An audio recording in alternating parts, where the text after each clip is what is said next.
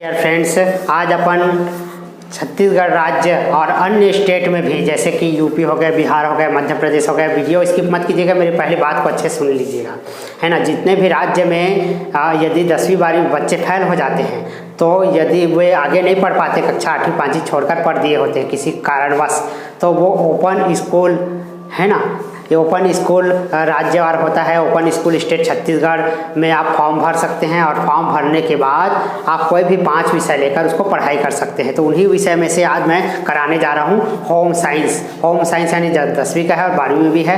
गृह विज्ञान के प्रश्नोत्तर यदि आते हैं तो उसको किस प्रकार से आप लिखें ताकि आप एक ही बार में पास हो जाइए, टेक्निक मैं बताने वाला हूँ। ठीक है, तो आइए देखते हैं। मैं सभी बच्चों को सूचित करना चाहता हूं जिन लोग छत्तीसगढ़ राज्य माध्यमिक शिक्षा मंडल और अन्य यूपी, बिहार, मध्य प्रदेश जो भी स्टेट हैं, जितने भी बच्चे यदि ओपन स्कूल का फॉर्म भरे हुए हैं वे सारे बच्चे मेरे चैनल को सब्सक्राइब कर लें, क्योंकि मैं सारे विषय का एक क्रम वाइज वीडियो बनाने जा रहा हूं और किस प्रकार से आप आंसर लिखें और एक ही बार में कैसे पास हो इसका तरीका आपको बताया जाएगा। तो देखते हैं, होम साइंस कक्षा 10वीं के लिए है। गृह विज्ञान किसे कहते हैं? सबसे पहले तो हमको परिभाषा ही, क्योंकि उसका परिभाषा याद नहीं होगा दोस्तों तो कैसे आप आंसर लिखेंगे। तो किसे कहते हैं होम साइंस? कोई भी संसाधन होता है, जैसे हमारे घर में साफ सफाई का लगाने का झाड़ू हो गया, तो दिए गए संसाधनों का प्रभावपूर्ण रूप से उपयोग करना, यानी कोई भी संसाधन है उसका हम उपयोग करते हैं, है ना, और अपने घर की साफ सफाई वगैरह सही ढंग से रखते हैं और स्वस्थ रहते हैं, है ना। तो इन सभी बातों को हम क्या कहते हैं? गृह विज्ञान, होम साइंस कहा जाता है। होम साइंस सिर्फ घर से रिलेटेड नहीं है, सिर्फ साफ सफाई से रिलेटेड नहीं है। किस प्रकार से भोजन किया जाए, है ना, घर के डेकोरेशन कैसे किया जाए, टीवी को कहाँ पर रखा जाए, फ्रिज को कैसे रखा जाए, यानी इसमें सुंदरता को महत्व दिया गया है ना। खाना बनाने से लेकर घर की साफ सफाई तक, है ना, ठीक है, इन सभी बातों को हम गृह विज्ञान के अंतर्गत लेते हैं। अब गृह विज्ञान में बहुत सारे टॉपिक होता है दोस्तों, जैसे कि सबसे पहले अपन देखते हैं भोजन। ठीक है, ये क्रम वाइज है, लेकिन मैं आज एक छोटा शॉर्टकट वीडियो बना रहा हूँ। भोजन है ना, साफ सफाई है, स्वास्थ्य है, ठीक है, प्रदूषण है, इन सब सारे बातों को थोड़ा एक एक करके समझते हैं, है ना। भोजन,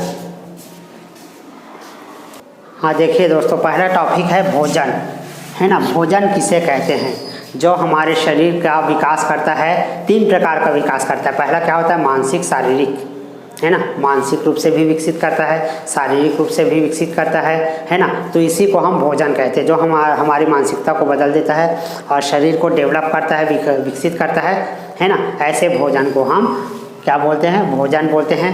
और भोजन के क्या क्या कार्य होते हैं? देखिए, मेरी बात को सुनते जाएंगे तो आपको गाइड या पुस्तक पढ़ने की ज़्यादा आवश्यकता नहीं होगी। आप सुनिए ध्यान से, कान लगा के ईयरफोन लगा लीजिए और नाइट में 10 से 15 मिनट मेरे डेली वीडियो को देखें, तो आप जो है इस पेपर को अच्छे से दिला सकते हैं। तो देखिए, मैं बता रहा था भोजन के बारे में, है ना। भोजन के कार्य, भोजन जो है हमको शारीरिक रूप से विकसित करता है, मानसिक रूप से भी विकसित करता है। दूसरा, भोजन से हमको शक्ति प्रदान होता है, भोजन से हमको ऊर्जा मिलती है, ठीक है।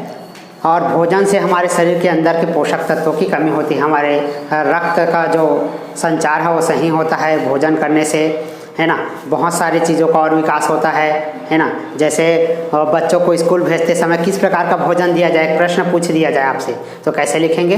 भोजन को स्कूल जाते समय, है ना, कार्बोहाइड्रेट युक्त, प्रोटीन युक्त, जैसे दाल चावल, रोटी, मक्का इत्यादि भोजन को उसके टिफिन में पैक करके देना चाहिए। थोड़ी थोड़ी कभी कभी मूंगफली वगैरह, है ना, या चना वगैरह भी खिलाना चाहिए, उससे भी पौष्टिकता बढ़ती है, ठीक है। और दूसरे टॉपिक पर बात करते हैं दोस्तों। हाँ देखिए दोस्तों, पोषक तत्व किसे कहते हैं और इसकी कमी से होने वाले कुछ परेशानियों, कुछ रोगों के नाम भी बताना है।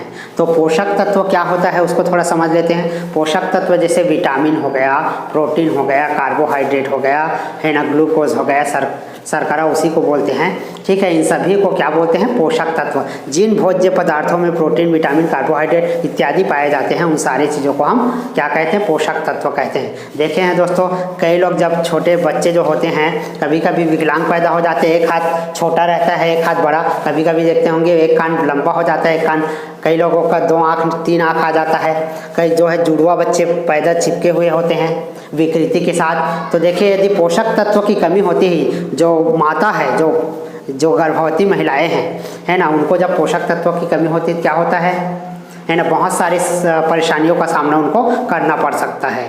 ठीक है, जैसे बच्चा बहरा पैदा हो सकता है, गूंगा पैदा हो सकता है, ठीक है, या एक हाथ पैर से विकलांग पैदा हो सकता है।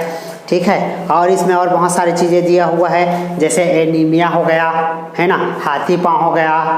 ठीक है, इस प्रकार से बहुत सारी विकृतियां जो है पैदा हो जाती है। इसी को आपको बहुत अच्छे तरीके से एक्सप्लेन करके लिखना है, यानी मैं आपको एक आंसर लिखने का तरीका बता रहा हूँ, आप जो है अपने तरीके से भी लिखते हैं और सही लिखते हैं, है ना। कहने का मतलब है जो टॉपिक दिया जाए उस पर सही बातें लिखें तो आप जो है अच्छे नंबर से पास हो सकते हैं। तो अगले वीडियो में हम और चर्चा करेंगे। मैंने 2 अध्याय कंप्लीट कर दिया, चौथा, पांचवा, छठवां, यानी एक साथ 3-4 अध्याय कंप्लीट करूंगा दोस्तों, क्योंकि वीडियो की लंबाई मेरे को कम बनाना पड़ता है। धन्यवाद।